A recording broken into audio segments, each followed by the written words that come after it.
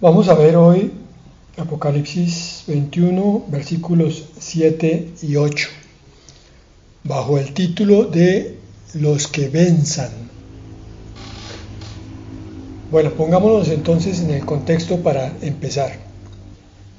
Repasemos lo que llevamos hasta aquí del capítulo 21. Vimos cómo el Señor creó un universo nuevo, cómo la nueva Jerusalén desciende del cielo, y entonces el Señor empieza a explicar que lo que viene de ahí en adelante es algo totalmente nuevo, porque el tabernáculo de Dios, la presencia de Dios, va a estar en medio de su pueblo, y su pueblo va a morar en la nueva Jerusalén. No solo morar, sino va a ser consolado de todos los dolores y aflicciones del pasado. El Señor entonces dice en el versículo 5 que hace todas las cosas nuevas, que Él es el principio y el fin de todas las cosas, y que Él es el que calma la sed en todo momento, tanto en esta vida terrenal como en la vida eterna que viene. La última parte de esa introducción es lo que vamos a ver hoy en los versículos 7 y 8 de Apocalipsis, donde nos dice, voy a leerlo de corrido: el vencedor heredará todas las cosas, y yo seré su Dios y él será mi hijo. Pero los cobardes e incrédulos, los abominables y homicidas, los fornicarios y hechiceros, los idólatras y todos los mentirosos tendrán su parte en el lago que arde con fuego y azufre, que es la muerte segunda. Ok, un cortísimo testimonio. El primer estudio bíblico que yo hice junto con mi esposa fue precisamente el libro de Apocalipsis. Yo llevaba 6 meses de vida cristiana, recién convertido estaba. Fue impresionante cómo ese estudio abrió nuestros ojos espirituales para comprender las cosas de la vida, tanto espiritual como material, pero sobre todo para darnos una esperanza firme. Eso es la petición de la oración que hacemos por ustedes, para que aumente el discernimiento y aumente la esperanza. Espero que este estudio haya tenido esa bendición en cada uno de ustedes. Estos versículos 7 y 8 marcan un contraste entre dos grupos humanos de acuerdo, primero, al uso de la decisión que cada uno haga, y segundo, de acuerdo entonces a las consecuencias de esas decisiones. De paso, vamos a ver la importancia de tomar buenas decisiones en la vida. Aquí se habla de la más trascendental de todas, lo que vamos a ver, pero cada decisión pequeña de cada día es igualmente importante, porque está construyendo un árbol que va a terminar finalmente dando el fruto que se necesita. Es necesario que meditemos qué es lo que se quiere en la vida, y entonces iniciar y mantener el camino hacia esa decisión. ¿Por qué estoy hablando de esto? Porque a veces me encuentro con cristianos que tienen muchos problemas para decidir, pero con el Señor todas las decisiones son mucho más fáciles, puede que no instantáneas, porque hay momentos en los cuales no vemos todo con claridad, pero sí con el conocimiento de la palabra, las decisiones se van volviendo cada vez más adecuadas.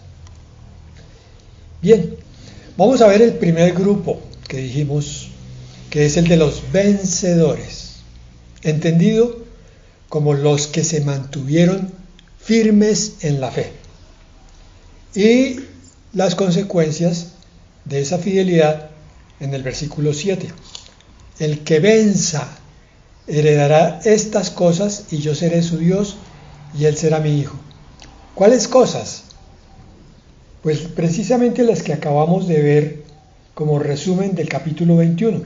Otra vez, el universo nuevo, la nueva Jerusalén, el consuelo permanente, la novedad de vida continua, porque todo va a ser hecho nuevo y todo dado gratuitamente. Eso en forma resumida, porque no podemos hacer una lista de todas las bendiciones que Dios nos va a dar. Entendamos esto entonces. ¿Por qué el Señor dice el que venza? Si tanto hablamos de la gracia como un don inmerecido. Yo creo que hay una confusión en algunos corazones, quizás en muchos. Vamos a tratar de aclararlo en forma práctica. Si bien la vida eterna es por gracia, también la salvación, que es la vida eterna, esa gracia implica una respuesta de aceptación y una respuesta de vivencia. Lo pongo todavía más claro. Si me traen a mí un regalo, yo decido si lo tomo o no lo tomo. Y si lo tomo, lo uso o no lo uso.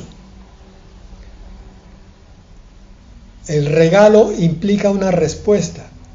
Eso es lo que hay que definir en la vida espiritual. Aunque todo es por gracia, el Señor siempre está esperando que nosotros correspondamos con esa respuesta de aceptación. Entonces, dice aquí el que venza. Ahora sí nos queda más claro. Vencer es tomar el regalo de la salvación y usarlo. Usarlo en forma permanente. Usarlo como está en la Escritura. No como piensan en algunas partes que, sí, ya le entregué mi vida a Cristo, entonces ya soy salvo, siempre salvo. No estoy discutiendo que la salvación no sea permanente. Lo que estoy diciendo es que la actitud tiene que ser consecuente con esa apreciación de que el Señor me salva y es para siempre. El vencer entonces, que dice aquí, el que venza, implica varias cosas. Primero, una lucha. Para vencer hay que batallar. Por tanto, para batallar hay que hacer un esfuerzo. Una lucha, un esfuerzo. Y no por un momento, sino continuamente. Tercero, continuidad. Llevamos 3 cosas. Lucha, esfuerzo, continuidad. Y al final entonces sí viene la victoria, que es la 4ª cosa. Repito, repaso. Lucha, esfuerzo, continuidad y victoria. Eso es el que venza. Inicia la batalla, se esfuerza cada día, se mantiene en esa batalla y es al final cuando viene la recompensa. Aquí la palabra venza significa obtener la victoria por la fe. Recordamos el pasaje de la primera de Juan 5:5 que dice: ¿quién es el que vence al mundo? Sino el que cree o el que tiene fe que Jesús es el Hijo de Dios. La fe es crucial en nuestra vida cristiana. Es una batalla de cada día sacar las dudas, las inconsistencias, la infidelidad, para mantenernos hasta el final. Y este vencer entonces es el que nos va a capacitar como creyentes para participar de la Nueva Jerusalén con todas sus bendiciones. Por eso Mateo 24:13 dice: los vencedores son los que perseveran hasta el fin. O lo dice de otra manera también: y los que perseveren hasta el fin, esos serán salvos. No en el sentido de que la salvación sea de los perseverantes, sino que los que son salvos perseveran. Es una señal, es un fruto del salvo, el mantenerse, el ser fiel. Bueno, a estos entonces el Señor les dice: el que venciere heredará todas las cosas. Los que vencen por la fe en Jesús disfrutan entonces de una relación especial con Dios. Él dice: yo seré su Dios y Él será mi hijo. No que ahora no lo seamos, sino que en ese momento de la eternidad ya no habrá ni la más mínima barrera de comprensión de asimilación y de vivencia, porque nuestro cristianismo tenemos que aceptarlo. Hay días en que amanecemos, diríamos, como sintiéndonos desconectados de las cosas de Dios, desconectados de su poder, de su esperanza, de su presencia. Allá ninguna de esas cosas va a molestar. Va a ser una comunión continua y plena. Pero además de esa relación especial, él decía, heredarán todas las cosas porque habrá además herencia de todas las cosas de la tierra y de los cielos nuevos y de la nueva Jerusalén. Salmos 37, 29 nos dice, los justos heredarán la tierra y vivirán para siempre sobre ella. Yo tengo que confesar que al principio, antes de entender que la vida eterna era sobre la tierra, yo pensaba que esta palabra era para el pueblo de Israel únicamente, que ellos se iban a quedar con la tierra y que los cristianos se iban a quedar en el cielo.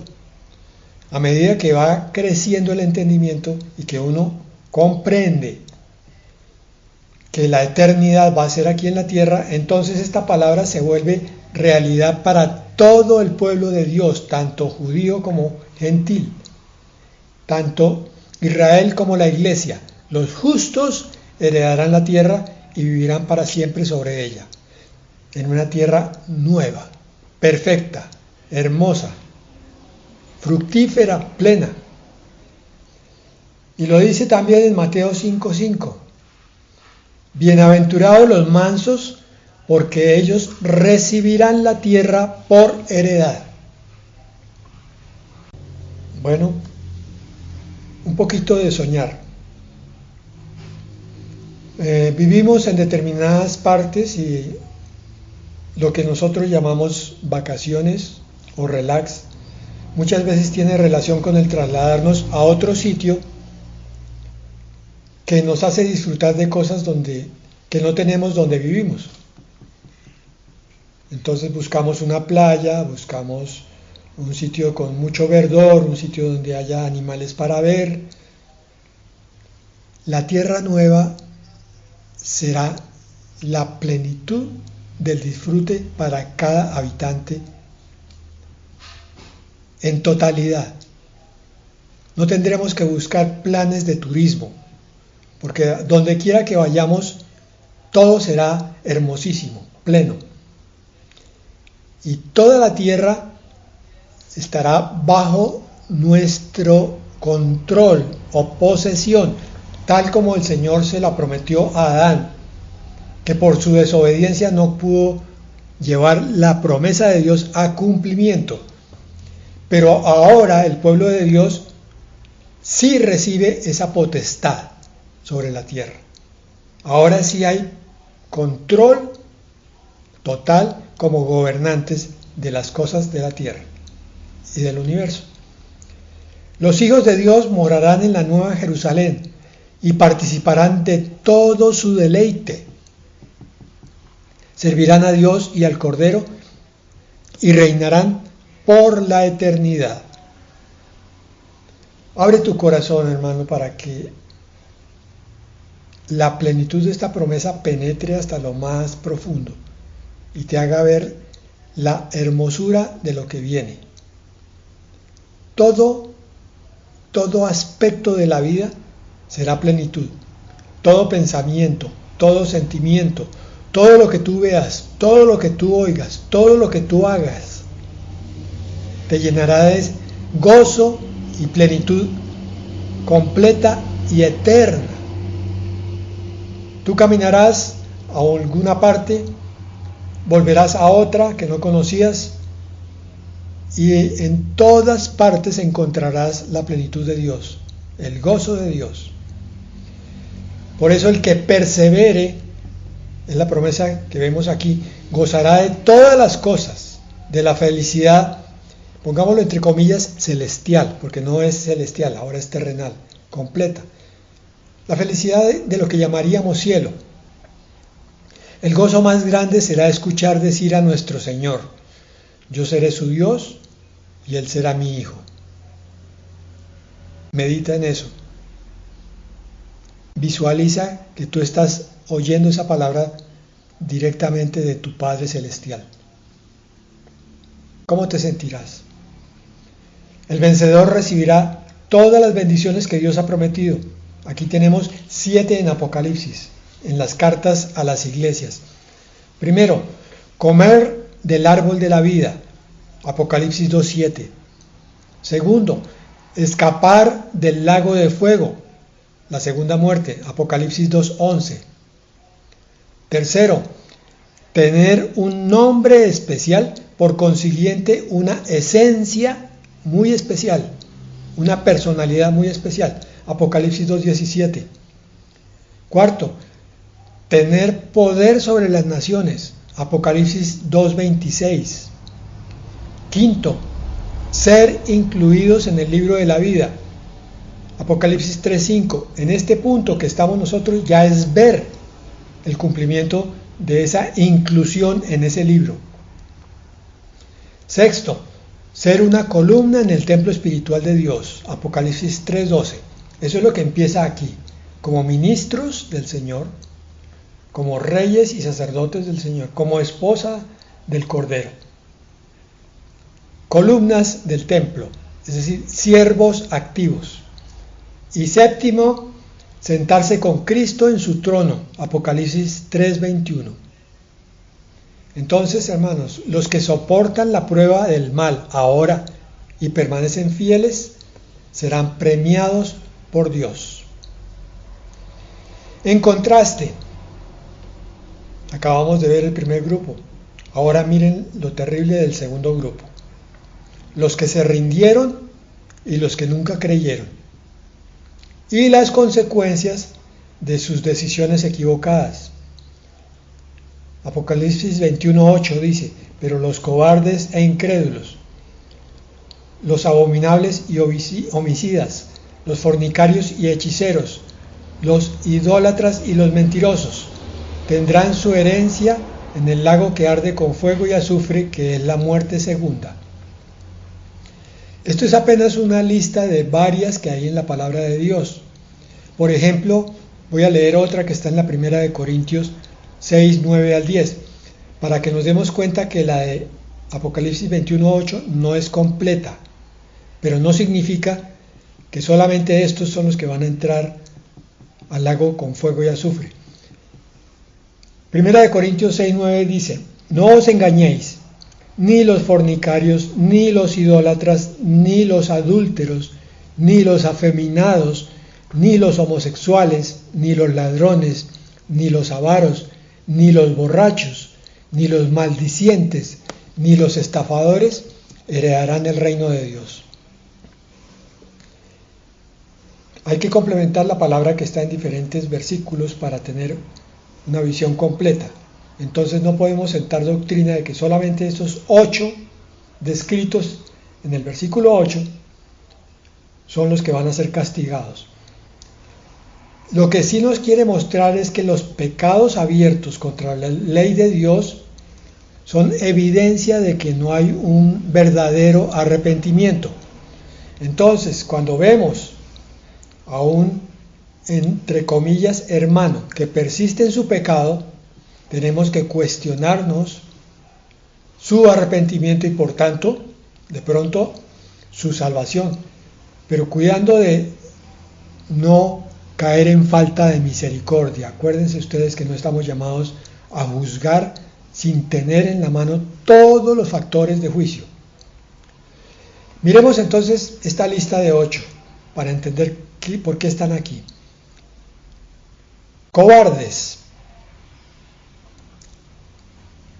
Empieza con 2 definiciones: cobardes e incrédulos. Estos 2 primeros tienen que ver con la fe en el Señor Jesucristo. Los cobardes, Morris los define como el hombre que se escoge a sí mismo y a su seguridad antes que a Cristo. Es una muy buena definición. El cobarde se asusta ante cualquier amenaza, ante cualquier testimonio que de pronto lo ponga en evidencia, y entonces prefiere la comodidad, inclusive de la mentira y de la cobardía, para no hacer público una confesión a Cristo. Entonces termina negando a Cristo, que fue lo que le pasó a Pedro en la noche de la crucifixión. Pero ojo, aquí los cobardes en esta palabra no son los débiles en la fe, porque si no entonces todos seríamos llamados cobardes. Hay momentos en que nuestra fe está un poco débil. No son tampoco lo que algunas veces dudan, porque también tenemos que confesar que hay días en los cuales empezamos a cuestionar algunas cosas. Lo importante es no perseverar en ninguna de las dos, sino que los cobardes son los que se apartan de Dios y ya no lo siguen. No son lo bastante valientes para luchar por Cristo, ni son lo bastante humildes para aceptar la autoridad de Cristo en sus vidas. Entonces el valor y la paciencia son indispensables en el conflicto que hay entre el bien y el mal. Esta exhortación nos lleva a pensar si a veces hay periodos de nuestra vida en que el miedo, la duda, está durando más de lo debido.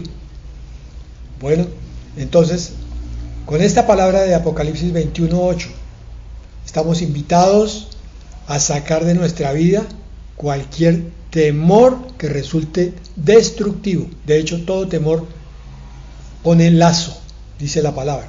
Es una trampa. Por eso hay que combatir el miedo, combatir el temor con esfuerzo y con valentía. Señor, toma mi vida, estoy con miedos ahora, pero tú sacas de mi vida cualquier miedo. Incrédulos, es decir, los que no tienen fe en la palabra de Dios. Piensa que la palabra no es para ellos, sino para los demás. Son esos que se están dando codazos continuamente cuando hay una predicación. El codazo al vecino. Mire, fíjese, esa palabra es para usted. No. Los incrédulos viven como mundanos. No creen que la palabra de Dios sea poder transformador. Y por eso pueden andar un tiempo como anduvo Judas, muy pegados al Señor aparentemente, muy congregados con el resto de los discípulos, pero cuando viene el momento crucial, se apartan y se van. Los abominables son aquellos que están contaminados por las abominaciones terrenales. Y aclaro aquí, abominación es todo lo que es repelente y asqueroso, nauseabundo para Dios. Homicidas,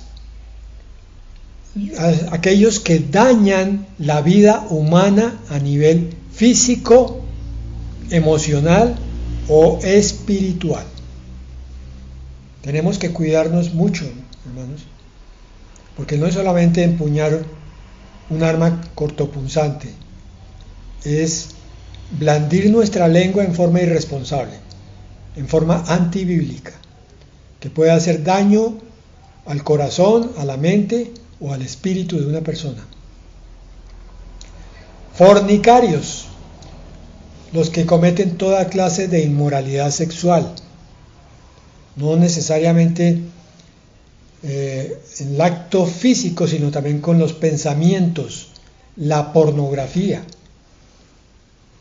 porque hemos analizado frecuentemente esta epidemia terrible que ha caído sobre el pueblo de Dios, de la pornografía. Fornicarios también son los que tienen infidelidad espiritual, los que no se pueden mantener fieles a su Señor, constantemente se están yendo por otros caminos. Y aquí hay que exhortar entonces con respecto a las actividades, cualquiera que sean, que le quiten el tiempo a Dios. Hechiceros son los que buscan obviamente el mundo espiritual oscuro. Buscan leer el horóscopo, consultar a las brujas, que les echen las cartas, buscar adivinos. Pero el término griego también implica a los que andan con drogas. La hechicería tiene que ver con la pharmakeia en griego. Y la pharmakeia, estrictamente hablando, son las drogas tóxicas, alucinógenas y todas estas que hoy en día se han tomado el mundo. Los mentirosos son los que se apartan de la verdad y son engañadores. Los que no son sinceros, los que no se muestran tal como son, los que quieren aparentar.